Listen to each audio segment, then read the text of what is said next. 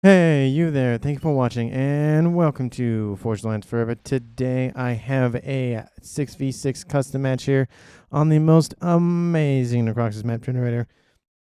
So let's go ahead and introduce our players, starting with Team 1 here on the west and ending with Team 2 down up here in the northeast. Everyone in chat saying have fun. So let's go ahead and introduce our players, starting with the northernmost player of Team 1 is Touch My Omen. Going first land as a UEF in Pac-Man Yellow. To his south in Royal Blue, we have that guy, 2525. He's going first land as a UEF as well in Royal Blue. Continuing on, we have Drunken Boarding going first air. I mean, he's not in the back line, but yeah, I could see that. I can kind of see him going air. He is going in Chevy Crimson as a Cybran, and to his east in the other red color we have Wild Grim going first land as another Cybran in Ruby Red this time.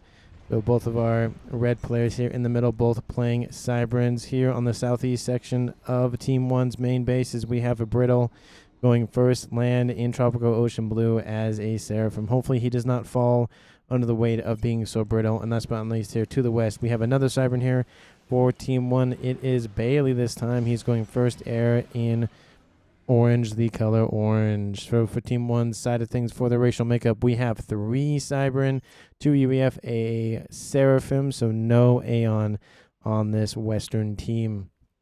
To the southeast of Team 2's main lineup here, we have Iron Zero going first, second, third land as a UEF in Emerald Green. And to his northwest, already on the move, we have Paracerolophus. I'm going to call him Para, because that is a very long name to say. And he is going first land, second land, third air. Air. And to his north, as another Seraphim, we have Tetra going first air, second air. No, actually, that's second land. And he is in Royal Purple as a Seraphim. To his northwest in Snow White, we have also on the move, here it is Meat Missile, going first land, second air as a Cybran. To his north, we have also on the move Chromatic Scale going first land as a Seraphim in lightish red tan. And last but not least, for Team 2 here on this northeastern side, we have the God of War himself, God of War, going first land, second air as I think the only Aeon in the game. Yeah, he's the only Aeon in the game here. So for Team 2's racial makeup, they have all of the races represented with 1 of each and 3 Seraphim. So it's going to be a very interesting match up here today. We already have more incursions here in the middle from both teams.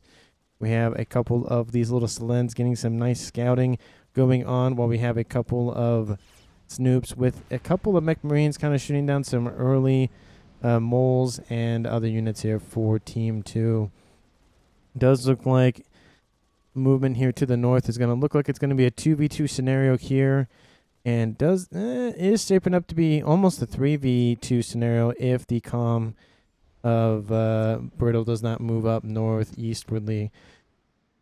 But in terms of reclaim left on the map here so far, we have 4,950. Probably was about 5.25, maybe 5,500 mass. Not a whole lot of mass for our players to scoop up. Not really a huge amount of grouping of mechs either. We do have, 4s on either side, but those are firmly in Team 1 and Team 2's territory respectively. We have a couple of plateaus of a group of 3, and then a couple in the middle. But really, there's not a lot of mechs to essentially fight over. The closest mechs in terms of splitting down the middle are these ones right here on the southeast and northwest side of the map. So I'm interested to see how this all plays out. A lot of these players will probably focus on building RASCOMs and some mass fabricator farms, because there's really not a lot of mass extractors to go around. And we did have an early bomber here from Tetra, but it will get shot down by an interceptor out here from Drunken Warden. And we do have a tiny little Selen going after that radar. I love that. I love this little Selen. It only takes 10 damage to take out that radar, and it's killed off, but its main mission is done. It's killed off that radar. That neutralizes a little bit of view here for Team 1 on this western side. There is a backup on the north, and there should be one on the south here pretty soon. At least you would assume at some point. This engagement isn't really going to go that well here for Wild Grim unless he can get on the eastern side of this little hillock here. He's going to be surrounded here pretty soon if he doesn't move his butt. He's getting that upper plateau up and running. Would like to see artillery up here. They are pretty protected up there. And there is a couple of plateaus here in the middle. There's no mass extract or mass points on them. So I would like to see maybe somebody go for kind of a T2 artillery push either on this one or on this one. But we'll just have to see and find out what's going on. Para is getting that quad facility up and running. Wants to produce as many units as he can. Does have a radar nearby here from the assistance from Tetra. And you can see the range that this thing has. I can't see a whole lot, but it can see just enough. They saw the comm there very briefly, and then it came off a radar. So not really a whole lot of super aggressive pushes, except here for the northwest where we have chromatic scale all the way essentially on Team 1's side of the map. The comm here for that guy and a couple of units are going to sit and protect this eastern approach here. But he should have grabbed at least these two mechs that were firmly in his control. But he's not engaging. He's playing a little bit closer to the chest here. In terms of racial makeup, we have everyone from 1,000 to a 1,500. So not a huge discrepancy and wide range of ranks as we saw in not last video, but the couple videos ago with the 2,200. But we have Wild Grim starting to set up a forward position. He did go eastward. He's going a little bit further into the bases here for Team 2. It's not really going to get anywhere, but this is the main idea here. We'll have one comm distracting two comms while we have an additional force of Brittle coming in and pretty much trying to cut through the position here for Iron Zero. There is one T1 PD here that will assist. Actually, there's another one over here. This will help assist in diminishing the forces and firepower out here from all of these THAMs for Team 1's player of Brittle. He should be moving them westwardly and going like this, but he can't see that right now. I'll show you what he can see. So you can see now he sees these positions. He needs to avoid them, and it has actually come back westwardly to compensate for that line of PD. So that was a good call from Iron, trying to segment this attack avenue off, but all it's going to do is force them northward. It does look like Iron is going to retreat, possibly. No, not going to go there just yet. These forces are going to retreat to assist. These units need to keep moving here for Brittle if he doesn't want to be shot at by some of these Lobos here. Apologies for the little writing there. Again, radar back on position, and I love it up here. It's out of the way. It won't be assaulted by land forces unless you have artillery shooting it. You probably can have some Lobos or something shoot up to that position, but, you know, something's better than nothing, as I always say. This position's starting to be a little dangerous here. Very similar to what's happening on the south side, except Team 1 getting a huge amount of work done versus Team 2's player up here to the north. In that position, that PD has fallen. Another one is being built as we speak by only one engineer. It's going to take a while to build that up, and these forces are going to push through and continue on northward. We'll see how they do as time goes on. They are going to push for that main base. T2 has been completed, and we're starting to see mongoose. Honestly, that's not the best play. You should be building pillars. Mongoose are not good at close range, so if these T1 units get pretty close, those are done for. But now the bleeding on Team 2 side of things is starting to be very apparent. Even forces here from that guy's supply lines are having to go southward to cut this punching forces through, and all this is going to do is allow for a 1-to-1 confrontation to occur here between Wild Grim and Para. And Wild Grim's going to get a better situation here. Already has a PD online. Probably will go T2 here pretty quickly, or even go for gun. I don't really see that many guns here in this map. Oh, I guess we have one from Tetra going for nano and has T2 and has gun. Gun damage range for that guy. Meat Missile is pushing heavily westwardly, and it looks like it's going to be a combination push here from his player up here to the north of Chromatic Scale. Team 1's player of that Touch My Omen has gun and T2. He needs to move his forces to intercept. That gun is almost done, so that will help, but Meat Missile already has his gun and his stealth field online, so he does have that advantage in terms of gun, but that gun does finish, and some of these forces will be halted, but that force needs to move in right now. You should probably bring your Calm in as well, Touch Omen to help assist. But the Calm of Para is now by his lonesome. He's trying to go after those Mantis, trying to diminish the ability of Wild Grim to build that gun. He does get in range. It's very close, though. He will not leave. That gun will assist him quite heavily. Those hit points are going to start falling fairly quickly, but Wild Grim is surrounded. You see when that gun activates, he's being hampered by those little thams getting in his not field of vision, what is it called? His pathing, and you can see those hit points are being shredded by the hundreds. There's not enough of firepower coming off of Wild Grim, and Wild Grim will be saved just by the reinforcements from his troops to the west. That's a huge missed opportunity. He could have gone for the kill. He was at 2,000 hit points, but he did have a force moving in here as well, so it was a sacrifice the kill for survival pretty much situation. But I feel like in that aspect he did make the call there. Gun damage range going down here for Iron, trying to solidify this southeastern approach here for his team. Now the conflict in the north has switched from going southwardly in this direction to westwardly in this direction. That guy needs to move in and assist. Cut Meat Missile straight up northward, but he's going to go around this hill. That's going to diminish his effectiveness in his time to arrive. Touch Omen going full bore into that commander of Meat Missile. Meat Missile is in the yellow, essentially sub half of his hit points. We're having some T1 bombers come approach, slow this roll. But it does look like that guy notices the weakness of Meat Missile. He's going to try to cut him up, but this is a lot of forces here for Touch Omen to deal with by himself. He needs some assistance from his T1, or not T1, his other two air players in this game. Of course, we have Bailey going for that T3 upgrade as we speak. Same here, but T3 has already been completed here for Team 2. They have that slight advantage. That will help them a lot. Maybe they'll probably go for an early strat bomber rush to kill somebody off, but the push, the bleeding through is occurring here for Team 2. They're getting revenge for their player down here in the south. There is a cut across the eastern side. These units here from Team 2's player of Para will be hampered by this little hillock here. And now they're going to keep pushing northward, trying to get into the vulnerable facilities. But that Meat Missile did get killed by that guy. We noticed he was coming in to cut him off, but he wasn't able to retreat in time.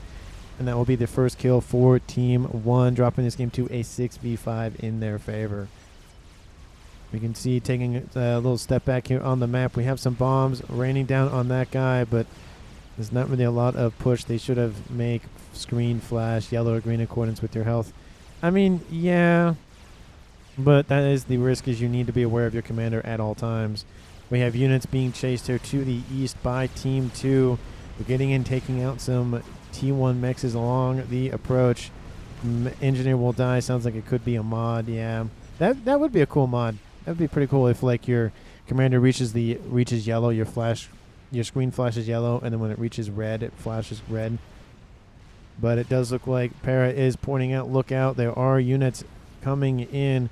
Team 2's air player should be coming in with some units here fairly quickly. He's getting his P-Gen online here soon, and then he'll be able to assist in whatever needs to be done. But these engineers are almost going to finish this Team 1 PD, taking out the radar. It does finish. This force will be destroyed. But look at everything. Look at all this huge force here from Para that's just completely gone. Team 1 needs to take advantage of that, especially when they're on the offensive here. We have... Why? It does nothing. These 4 do nothing. They're up here. Yeah, they're nice little radar, but you don't need 4 of them. I mean, I can understand maybe putting 1 over here and 1 over here, but you don't need 4. Why? Appreciate the Caliber Highlight mod for letting me know that there are 4 radars up there. Shout out to that mod pack. Well, it's not mod pack, it's more of individual mods. It's kind of an interesting mod pack. It's not like one for all, like you download one of them and you get everything. It's you download each element individually. So like there's one for the HQs, there's one for the tactical missiles for the radar, there's one for, you know, that kind of stuff. But tactical missile going here for Brittle, he's very far forward. I keep forgetting that Seraphim can get tactical missile. I only think about the UEF, but they can't go for the Billy Nuke. They can only go for the missile. But this missile will still be nice. Probably will target the Mexes here on this eastern side. There's no TMD as of, well, there's one. But there's a lot of vulnerable targets that he can go after. We have the combo Para pushing forward, trying to build these Utashalas and hold this position.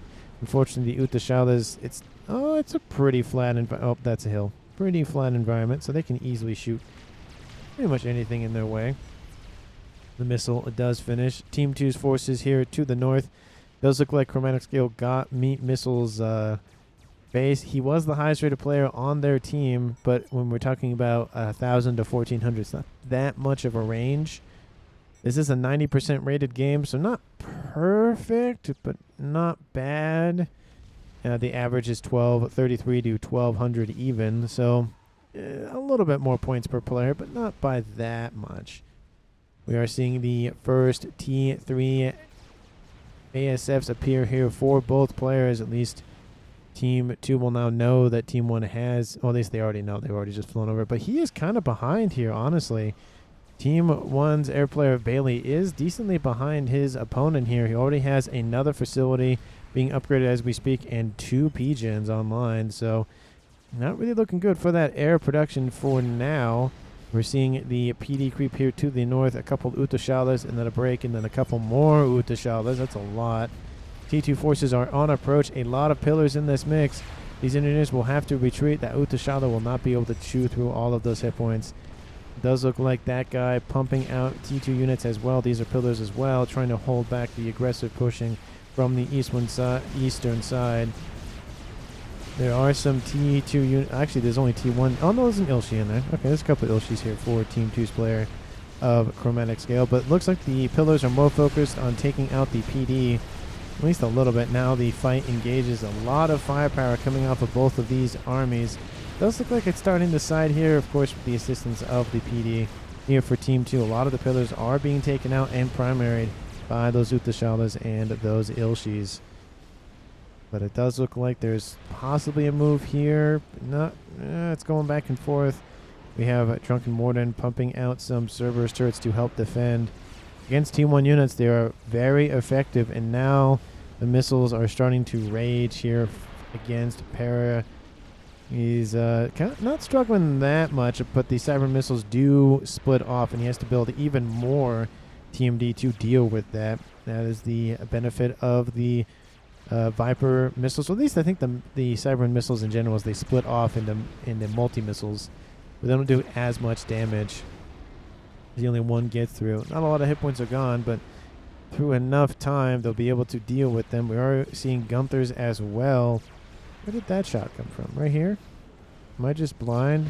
Oh, no, it's right here hiding in the units. But now with some base wars going on. That tactical missile here from Brittle being used.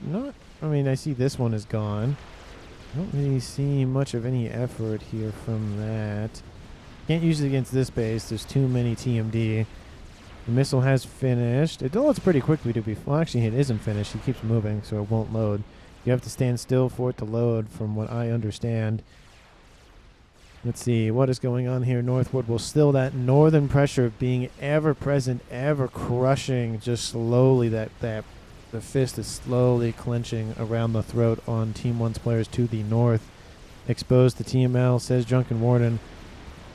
Nope, not so much. There are 2 TMDs here, so not really. But the push here from Para is going to push for. He's building the missile as well.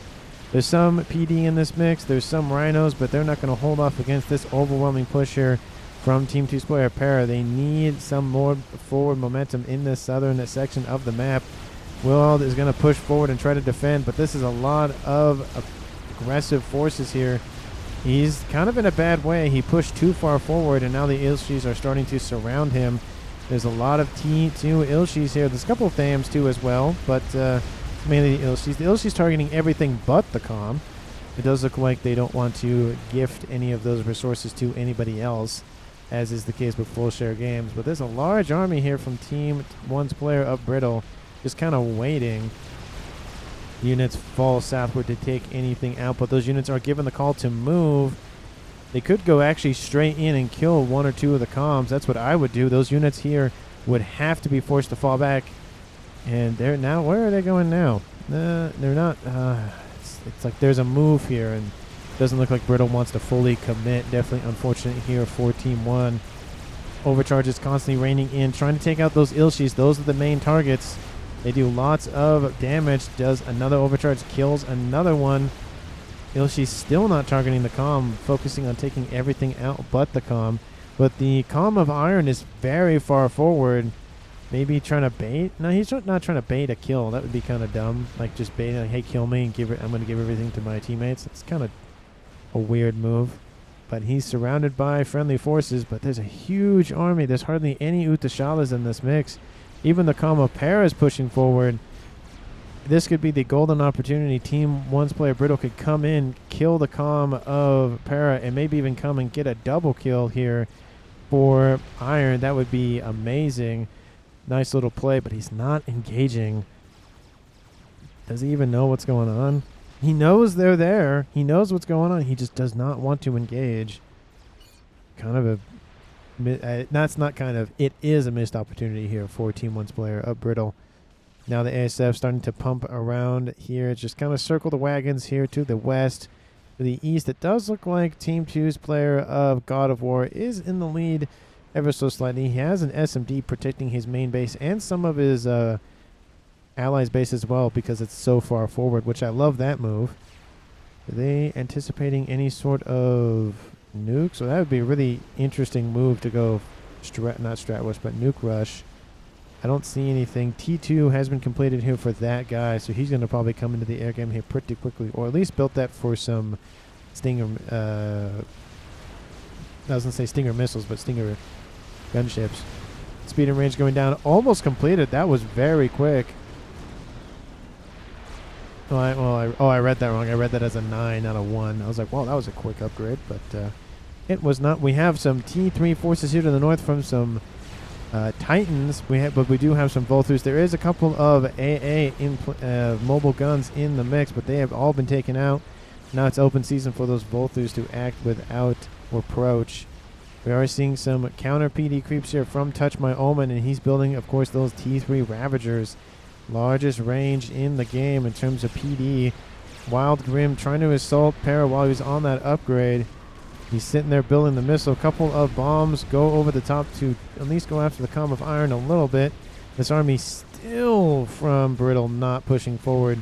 A couple of engineers brought forth to probably get some nice juicy reclaim here. Wild Grim is holding his own though. There's still a couple of Ilshis for him to deal with. That gun has opened up. It will force Grim back a little bit. We have some ASF coming to clear the skies for their players while a couple of Whalers come in. And now, Brittle, you got to move that force in. You have to move it in now. There's hardly anything on the ground. There's one Utashala. That is it. That cannot take out that huge army of Thams. And a couple of Zui mixed in there as well. Para is down into the yellow. ASF's now here from Team 2 coming to engage the Whalers.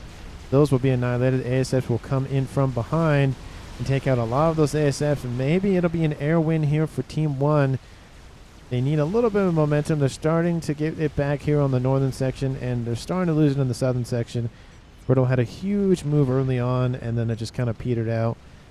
Definitely unfortunate. I don't know. He's going for... Is he just going to throw his comm forward? He got rid of his missile, going for nano. He has T3 land. Oh, look at this. We have T1 bombers and gunships coming in to take out the eco here. Those ASFs miss entirely. They're just continuing southward. The pings go down. A couple of these Janas come in from behind to take out the bombers. The eco here for Omen, it's going to hurt a little bit. 1, 2, 3, 4 of them are gone, and there was a nice eco snipe here. Well, not going to be a lot of lasting effects, but it did drop his eco down to 149. In terms of generated eco per second, we have Team 1 at 850 versus the 740 here for Team 2. So up 100 mass per second versus their opponents, and they're up 45,000 mass in total.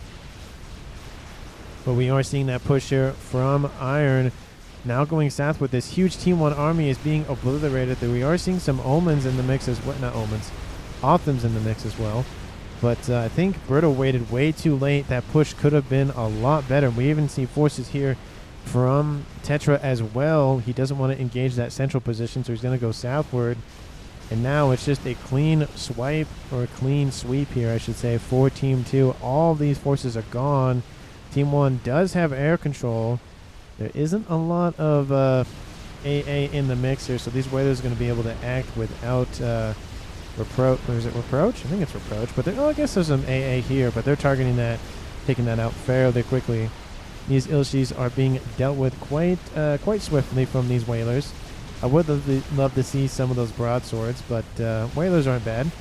They're essentially not the go-between. They're like the mix between restorers and broadswords, where broadswords are designed for ground combat or ground firing, while restorers are designed for AA combat. And the whalers, I mean, they're dealing a decent amount of hit points per shot, which they do have some air missiles on those gunships as well, so they can fight air units in terms of ASFs, but they're mainly designed for ground. But it's a little mix of both. And again, the Sirens are all about versatility and all about, like, oh, let's add some legs to the destroyer. Oh, let's have the ability for a lot of our experimentals to have torpedoes on their chassis so that we can use them in the water, essentially. Drop bomber over the top here from Team 1's player of Drunken Warden. He has T3 air. We have almost 3 players on Team 1 having T3 air. They haven't lost a player yet, but knock on wood for them. Team 2, they have no other player going T3 air, so that is Team 1's advantage, is a little bit more focus on air. That will give them a lot of breathing room here with the ability to just kind of shrug aside all of that incoming force. But to be fair, a lot of the eco for Brittle is gone. Especially the front line. They didn't get very close to the core mass, which he hasn't even upgraded to T3 yet, unlike his other players where a lot of them have already gone T3 for their core mass. In terms of Brittle, he's only on 70 mass a second. He is short stacking it, which is, he did lose a lot of mass, to be fair. But I feel like the central ones should have already been upgraded to T3, and I think that's what he's doing right now. Which, what you should be doing is you should be ringing them first with mass storage and then upgrading to T3. I don't know why he's going straight for the upgrade. But we'll see. How is his eco doing exactly? He's kind of struggling. He's about to lose whatever's left in his mass bar. But I think he's doing all right, considering. I think that one tactical blunder of not using those forces and not to kill a comm here for Team 2. Not going very well. Now we see some Titans here moving on this eastern side. They're going to take out those pigeons, take out that stealth field, and then it'll just be open season. We are seeing some bricks and some loyalists here from the red player of Wild Grim coming to assist. It's going to be outnumbered, though, essentially almost 4-1. There is one brick in there. They're going to try to hide under the shield coverage, but the shield goes down. The pigeons will go, and you can see how fast they chew through those pigeons. And now it's just everything is open season. There's two Utashalas in the mix that'll kind of hold back these Titans a little bit. They'll kill the brick. Oh, no, they won't. Just barely, they won't. The Titans are designed for rapid deployment and taking out T1 and T2 units, not necessarily T3. They can fight, but they're not as powerful as the Perseus, of course, because the Perseus are designed for taking out T3 units. And T4, to be fair. Kind of a slow period of time. Let me know down in the comments who you think is going to win at the current time. It is a 6v5 in favor of Team 1. Team 1 is leading the eco side of things for now, but they are tied currently. They do have more master crude, but that can always change. And, of course, if you haven't hit that sub button down below the video, I would greatly, greatly appreciate it. We do have a experimental bot for Team 1 in the form of a Monkey Lord. This position is going to be building a lot more Utashalas. He wants to protect his comm here in the middle. Does he know about the experimental? No, but they will here pretty soon. Once it's in vision, they will be able to see this. That monkey will kind of struggle with this position. There's a couple of sniper bots, but they don't do a whole lot of damage to a Monkey Lord. Of course, that's a lot of hit points to chew through, to be fair. We are seeing a lot of reclaim efforts here from Team 1. All of those radar installations were taken out. This is a huge issue for Team 2 now. They've allowed Touch Omen to build a lot of defenses and just spamming up these Ravagers. I would like to see some Triads in that mix to help with pinpointed attacks, because the Ravagers, they do a lot of damage, but they take a while to spin back up once they fire their payloads. That monkey is getting pretty close. We have some Nothus inbound to help reduce the hit points. It's already in the yellow. And the laser will open up. The shield was being assisted for a second. It is gone. And now the Uthashalas are the main target. That monkey needs to move in just a little bit. Take out those PD and those engineers building them. There's a lot of mass here that will be taken out against Team 2. All the defenses are down. Actually, now all the defenses are down. We have some Ilshis coming in to assist, but they're coming in just one by one. We're even having some lightning tanks here for Team 2 trying to nullify Team 1's air. It does look like Team 2 now has the advantage in the air, and they're going to try to push it. There's even some gunships nearby that could have been a nice target, but they will flee for their lives. We have one of these Volthroos. There is some AA on these Monkey Lords, so they can fire on the Volthroos. The Volthroos are fairly weak. Don't have a lot of hit points. ASS will come in and just eradicate that thing. But the Othans will deal with this Monkey Lord. It's pretty much he should have just retreated it back to his main base. He wanted to push the advantage, but the advantage is gone. He needs more hit points, and there it goes. Will it crash and kill some of those? Yep, it'll get one last Otham when it dies. And now there's just a little bit of mass here for Team 2 to scoop up, and then they're going to use it to finish off the chicken, so they're scavenging a monkey to finish the chicken. And this will be a huge boon to Team 2 on this south side of their position. Berto is going for the gun splash upgrade, so getting a lot of AoE on that gun. Probably building his comm to be more aggressive. Has finished the advanced nano? Is that what that said? It has finished advanced nano. He's at 36,000 hit points. He's going to be pretty chonky. The chicken, I think, has 67, so a little under half, a little over half, but that chicken will annihilate a comm if it gets close enough. We have Iron retreating to the main base, actually for Para and not for him. I guess this is a shield. He's hiding under the shield coverage probably. Mass FAF farms are starting to be built here for Team 2. We have an emissary at 31 minutes, so it does look like Para wants to end the game. He's building Rascoms as we speak, and more mass fabs as well. He wants to pump out as much mass as he can. It does look like Team 2 is starting to get that lead in terms of the mass generated per seconds. Does Team 1 have a counter to that? Nope, decentralizing their main air grid. Love to see that. Not chicken, crab under construction. Another crab back here. We're going for some mass fab farms in conjunction with a RAS, not a RAS, but a quantum gateway to produce those. We have a Duke that was just started. We have 2 artillery. They don't know it's there. They know the 4, not Paragon, the 4 fusion reactors. It's literally on screen in my brains. You can fire the P-gens versus that guy. Does he notice that it's there? He'll notice this, but he doesn't know what's being built there. That's usually a trademark of either artillery or it's the air grid, but usually in that formation, it's usually an artillery. We are seeing that chicken being brought forth. The Kama Brittle is in retreat. You can see the Othams are trying to shield their commander. You see that little ball gets pretty close, but doesn't make it all the way. Othams are being pulled back, at least to the westward, to deal with this. That's a lot of Othams. The comm is under threat. It's dropped to 31,000. It's going to turn around and dodge it, just barely overcharging. Takes a decent amount of hit points. He is dodging those main slow balls pretty efficiently. Another one he will dodge. Good moves, good dancing moves for Brittle.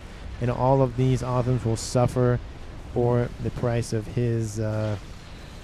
what's that quote from Star Wars? Lack of vision. That's the quote. That is the quote that I'm thinking of.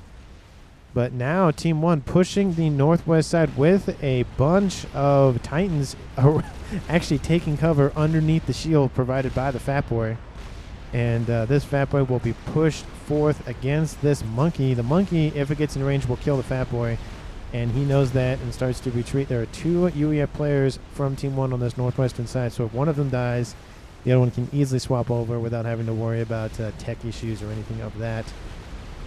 But the Percy's starting to get a nice shot into those monkeys. It's already dropped that monkey into the yellow. Of course, they are, again, designed to take out those single fire. They have high single fire damage, targeting at high value targets, whether that be comms or experimentals or whatever the case may be, or just other T3 units like bricks.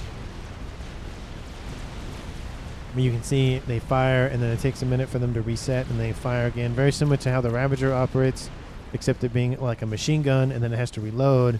This is more of like a high-powered sniper, and then it has to reload. It's like a bolt action. It has to reload its shot individually and then fire again. So the UAF is essentially designed to be very tanky, have a lot of firepower, but it takes a while to reload. And then obviously the flip side with that is the Cyberns are designed for rapid fire and constant fire. So weak individual shots, but over time will do the same amount of damage. You can see the hit points on it going fairly quickly down, but it does take a lot of shots to take it out, and then essentially one brick does not take out one Percy. And you can see bricks coming in to the west to assist, but there's a group of Percys, and they will eradicate these bricks. There's even a chicken here, so that doesn't help that situation. Team 2's player of Iron should start building. He's building some Ravagers. He's building some Clink Hammers. He should be building maybe a Fat Boy, just to kind of push Team 1's player Brittle further back. But he's creating an exclusion zone, and it doesn't look like Brittle is in for a fun time. We have some Nathas inbound. These can be dodged quite easily. A couple shots do make it to the comm, but every time he dodges, it slows him down. And the Percy starting to take out those sniper bots. ASFs will come in and take out the Nathas, but that comm of Brittle, will he be able to dodge a second time? He doesn't have as many forces as he did the first time. He's gonna he's gonna try to get onto that transport, but it will get shot down. Oh, if he got on that, that would have been certain death. Good thing he chose not to. We have a Rascom brought forth. It's actually a Rambo Preset Commander, not a Rascom. And that shot will barely miss. Next shot, the chicken is going straight for that comm. And it does look like the comm is going to go straight for the chicken. That shot barely misses again. Takes out that Rascom. He's going to probably try to get in behind the chicken, force it to turn around. A couple of Strat Bombers come over the top to assist. Drops those hit points quite nicely, but the chicken can turn around. It's trying to stay out of its main field of view. Oh, but that second shot hits him. ASF fight over the top of this engagement. It's essentially a comm versus a chicken. Who will win? Trying to engage. The chicken, trying to very struggling. And the comm of Brittle survives. The balls of steel on this man. But that Iron Storm, the chicken will get his revenge. The Rascom is still in range. Overcharges go in. Still has 6,000 hit points. It's repping up 250 hit points a second.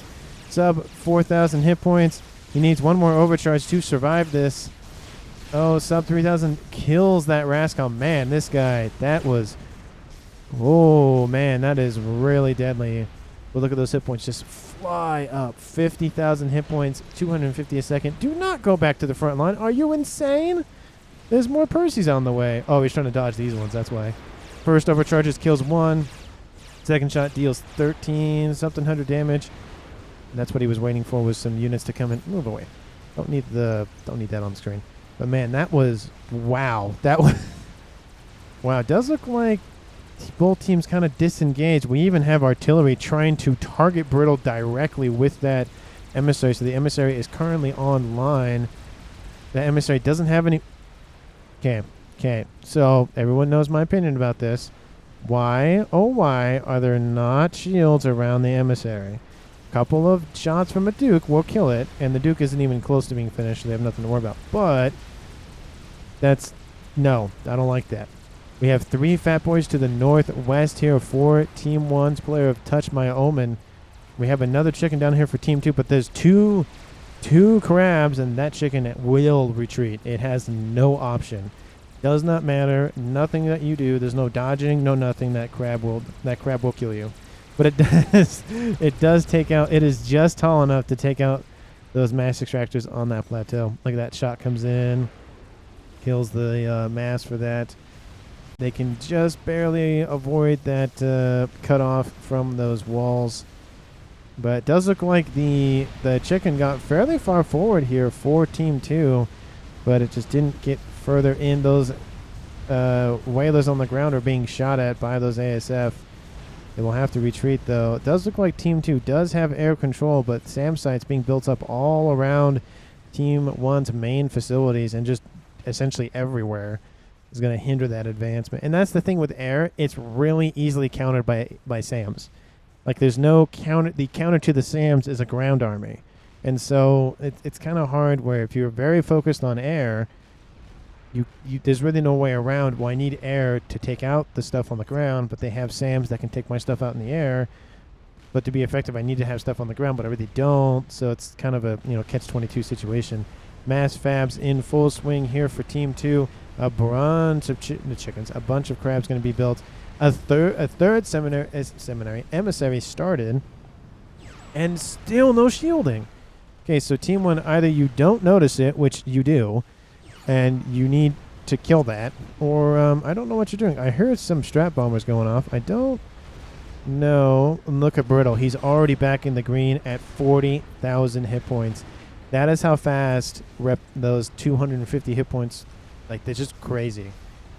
It is a crazy fast speed for those Seraphim commanders. They are one way to play them is essentially throw them next to a experimental. I saw this one play, I think it was from Brick of His Sanity a long time ago, where it was he built his Seraphim commander essentially to be a support unit for his chicken, and he had the regen field. So he was constantly regenning the chicken's hit points, essentially using the chicken as essentially the tank while constantly healing him. It was a very interesting move, and I think he won that game, but it was such an interesting move. I was like, oh wow, that was really cool. I haven't seen a lot of people do that. But we have 2 chickens to the south supporting the commander of Brittle. This is going to be a hard nut to crack here. There's Ravagers, more Clean Cameras.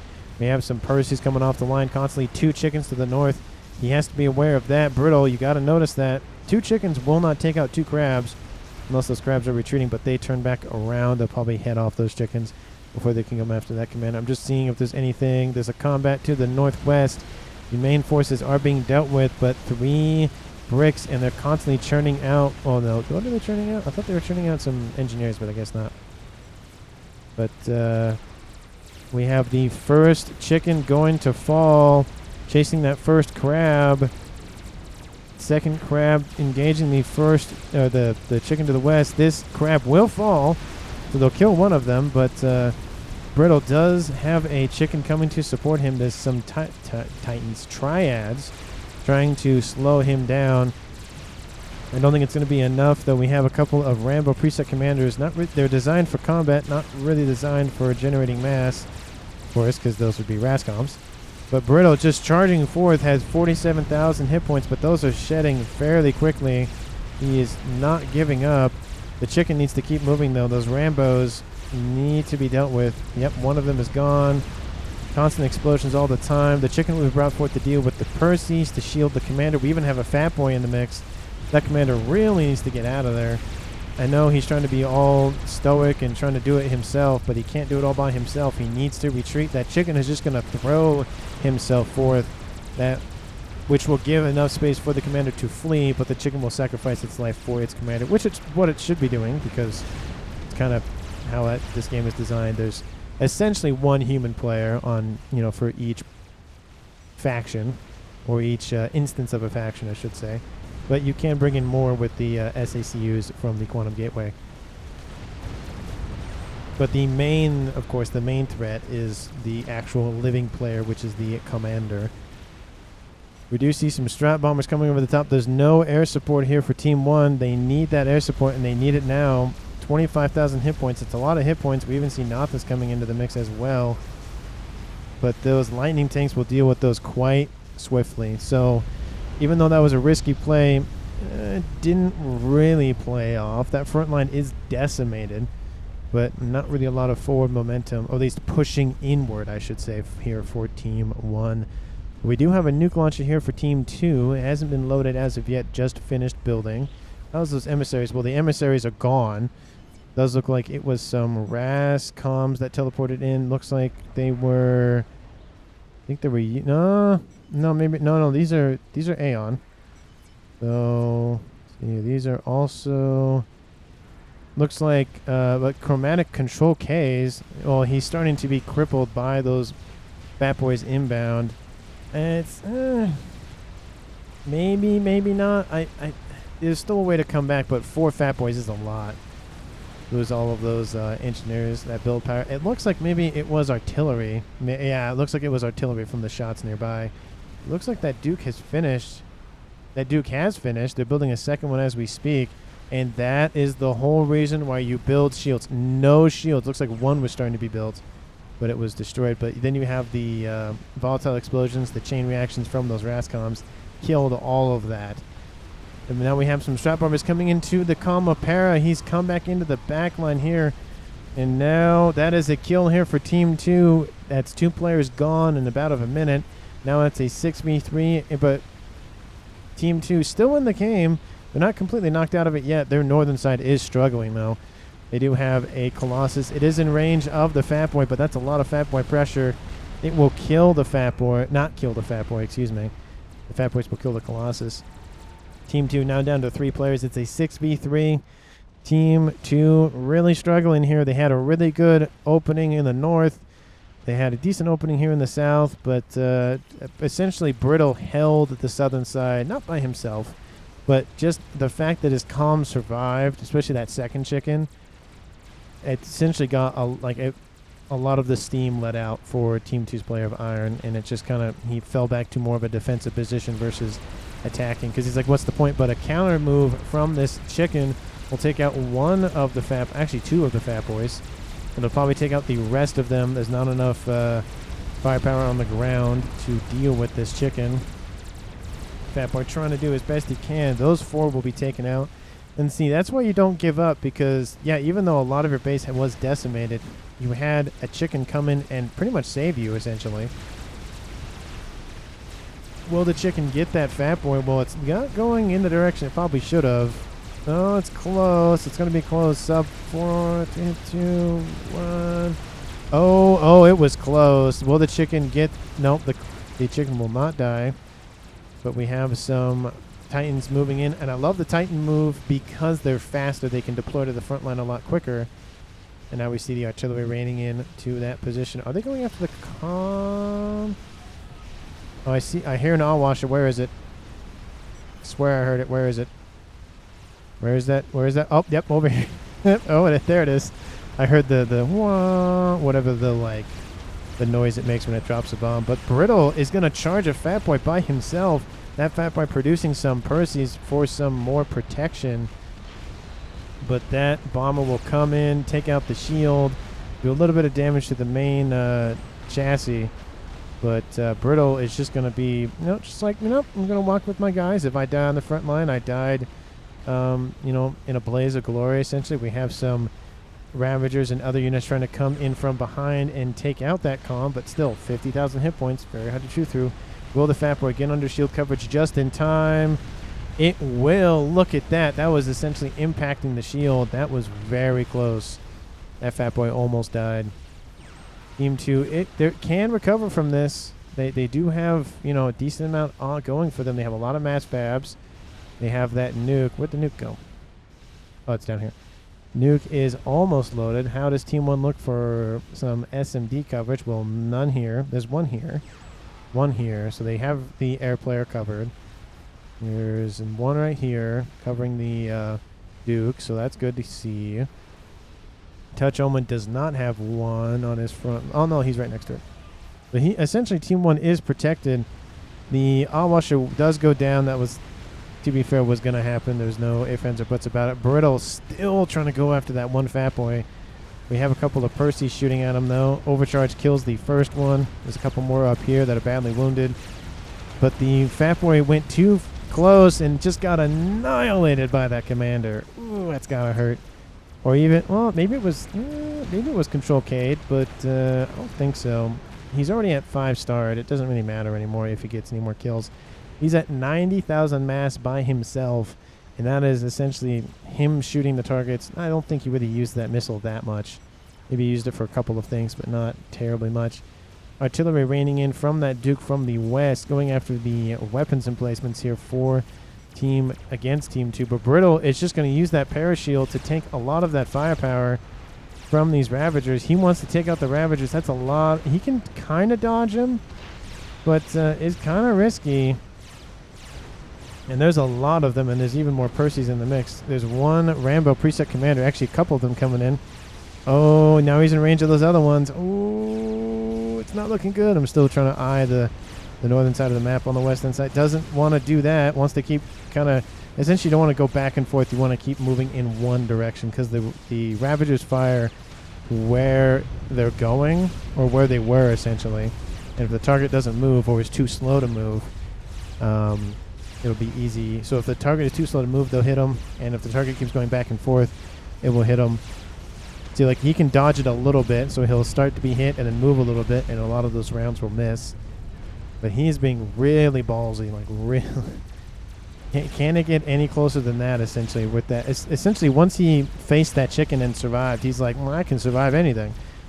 Not really, but he's just dancing with death down there. It's a dance with death. Hey, that's the text for the thumbnail. It's a dance with death. That is the text for the thumbnail for this video. But to the north, we have a Colossus and a chicken versus two Fat Boys.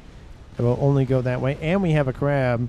That will really only go Team 2's way. But more Fat Boys are being produced as we speak. Constantly, Team 1's player of Touch My Omen focusing heavily on Fat Boy production. Which, to be fair, if you get a critical number of Fat Boys, there's really nothing you can do about it. There's only so many shields. There's only so many shields, so many assisting you can do to just take it out. But a chicken will come in, save the life of Brittle. He was down to 12,000 at one point. Bricks move in. Percy's moving. It's just a fight back and forth. These crabs will be reclaimed here for Wild Grim, and they'll probably pump that back into more chickens. Not chickens, crabs, but another artillery built for Wild Grim, going for a second one.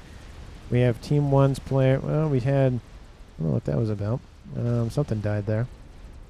We have the second Duke, the player of Team 1 is his name. That guy going for some Novaxes, and then a Maver if he'll finish that. We are reaching the 49-minute mark in the game. It is that standoff tactics in full swing. That chicken is just being assaulted by all of those Ravagers. Took out a line of them, and all those Percys will come in. Essentially, at this point, I just dive the chicken straight in, take as many lives as I can. Yeah, this would be the good thing. Take out those Rambo preset commanders if Team 2's play of Iron isn't monitoring it. There's the explosion. Takes out a couple of those parashields that were built. Taking out some Percy health. Oh, man, it's running right into that Ion Storm. A lot of it's actually missing, though. Luckily for that Rambo. But it's just, oh, there it goes. A lot of its hit points. And it's gone. And it's gone. But the calm of Brittle being targeted directly, it looks like. But he doesn't matter. He's reclaiming some crab Rex, and he's just repping up hit points back up to 30,000, which is just insane that he can rep up that quickly. The power of the Seraphim commanders. But it does look like the focus is on the eco here against the player of Tetra. In terms of eco currently, Team 1 is in the lead. 2.1 thousand mass versus 1.5 thousand mass per second. Team 1 has accrued over 400,000 mass more than their opponents. We're at the 3 million stage at 50 minutes. But Brittle doesn't really care. Just going to reclaim mass. Doesn't really care if he's being shot at. He's having a chicken, a couple of sniper bots assisting that front line. Kind of holding back Team 2. Oh, that hurt. I felt that. Ooh, that hurt. Just saw a huge section of those ASFs just go up in smoke to that artillery shot. Ooh. But Team 2 has one nuke in the silo. Lol, just one air with Artie. Yes, as well, Grim. Thank you for commenting about that. Oh, that's... Oh, I'm glad somebody noticed, because ow. That was... that's gotta hurt. It's just... It hits you right in the feels. But 4, 5... Oh, my. We have 5 Fat Boys more than we had earlier on this northern side. And that Colossus cannot run away fast enough. Even if a lot of those shots miss, fire is constantly being rained onto this Colossus. Thousands of hit points are being shredded constantly. He will not make it back to his main base. That's got to hurt. Those crabs have to be brought forth to deal with this. And with 4 of these FAF, sorry, 5 of these FAF boys with that one to the west. It really doesn't matter. That crab is almost dead as well. The Colossus is going to turn back around, maybe kill out some of this AA. That's a lot of cougars. That is a lot of cougars. And now the Colossus will fall badly. That crab will fall. Oh, I thought I heard a nuke go off. But Chicken brought forth once again. Brittle just using these to just poke at that front line, taking out anything it can. Ravager's just laying into that Chicken, doesn't even care that it's standing there. These SACU Rambo preset commanders are just trying to pump out as many of these Ravagers as they can. The Chicken is still online. It'll turn around to help its commander, but now it's back up to 50,000 hit points. And it's just Team 2's Player of Iron is just struggling to hold it. He's holding it, but he's starting to lose it bit by bit. Looks like the artillery wiped out a decent amount of that air, as mentioned earlier, but we have some strat bombers inbound. They're going after that commander. The ASF from Team 1 help to take out a lot of them. It drops his hit points to 27,000. Would have killed pretty much anybody else if it was any other commander, but again, that is the power of the Seraphim commander. And now, I was going to say, well, that artillery hit him again. But the Chicken falls. Not Rascals, but Rambo commanders are down. Another Chicken to the south. That first Chicken was to punch through the northern side. Now it's punching through the eastern side. The Team 2 radar will fall. Please target it. Iron is defeated by Tetra. Because of the... I was like, what? But it was defeated by the volatile explosions of his teammates' P-Gens. Or either the P-Gens or the Mass Fats. But it's more likely the P-Gens. But now it drops this game to a 6v2. I feel like the kill for that... I feel like it goes to the UEA player of that guy, I feel like. His artillery was focused more. And the artillery here... Well, where's that artillery going? It's more really going in this direction. So, yeah, I don't know. It's tied between the two, but still having an enemy player accidentally kill a teammate is obviously fun to watch. But the nuke does get launched. Where is it going? It is actually from Team 1. This Team 2 nuke will not... Actually, there's 2 of them now. Will launch. There's no SMD. That nuke could have killed the other nuke, but it is targeting the Calm directly. Tetra trying to build some SMD. It's a little too late on that front, my friend. And that nuke will traverse the map. And let's see how the explosion works. I think it's a cyber nuke, so it's not the prettiest one. I've examined and created the opportunity for subroutines to win. You cannot win. The QAI speaking. There goes the nuke. Kaboom. Yep, it was a cyber nuke. But there was a Seraphim explosion in the mix, so love to see it. And now it is a 6v1 in favor of Team 1. We have a push with that Chicken. It punctured through that middle section of Team 1's main front line. But Whalers will come in, deal with those Chickens. And now the transfer power to God of War does kind of mess with the targeting systems a little bit. God of War is in the water up here to the north. His base is starting to be ripped apart by some Novaxes. And all of his supporting structures from his other teammates are being eradicated. More Rascoms are dying. This push doesn't really get a whole lot done, unfortunately, here for Team 2. Another Disruptor Online, actually different location to where this one was being built.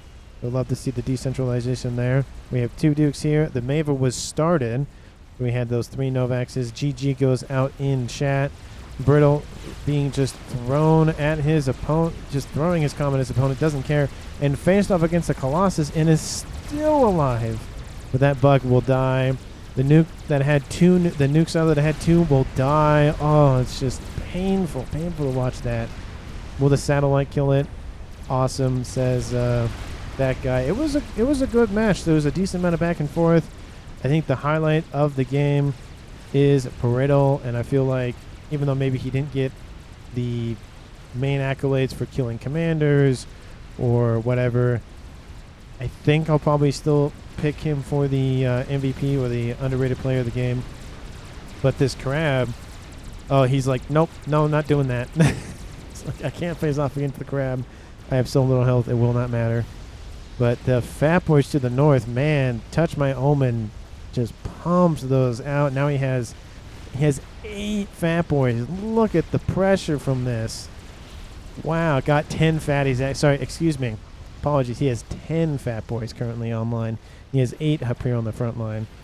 But that crab is just walking next to that chicken.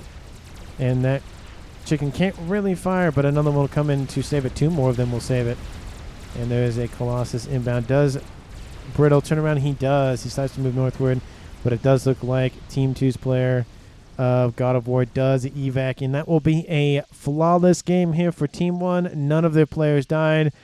Bar what almost happened to Brittle earlier on in the game. That part was nuts. That was crazy. Man, the balls of steel on that guy. Man, it was definitely a death with dance. And he's like, okay, maybe I should go back to my base and just hang out. No, he's like, nope. If I'm going to die on the front, I'm going to die on the front line. So kudos to him. I'm going to give the unrated reward, not unrated, the underrated player or MVP or whatever the heck I'm calling it, to Brittle. You can see just not really a huge base, focused primarily on building Othams, engineers, sniper bots, and chickens. You know, you have other players with bigger bases and whatnot. And, of course, with Omen with his huge base with 10 fatties online. And one of them almost finished, almost had 11. But, I mean, you know, it goes to show that even if you're not doing, you have the most eco, or the most units, or the more whatever, this right here essentially told Team 2, you're not going to kill me, even if you try. Well, there's obviously a whaler group here just in case to take out whatever else. But it just goes to show you that, like, the tenacity, the determination to survive, to keep pushing forward, if you have the right setup, can lead you to victory. And it led the victory here for Brittle and the rest of Team 1. And again, thank you so much for watching. Please like and comment down below what your favorite moment of the video was. I probably know what it is, but you could have a different moment than me. Let me know down in the comments. And, of course, if you haven't subscribed to the channel, I would greatly, greatly appreciate it. Please like the video. It really means a lot to me when I know that the videos that I put out are reaching you. You are liking them. I am making good content, and that you would like to see more of it. So, again, thank you so much for watching, and I will see all of you in the next one.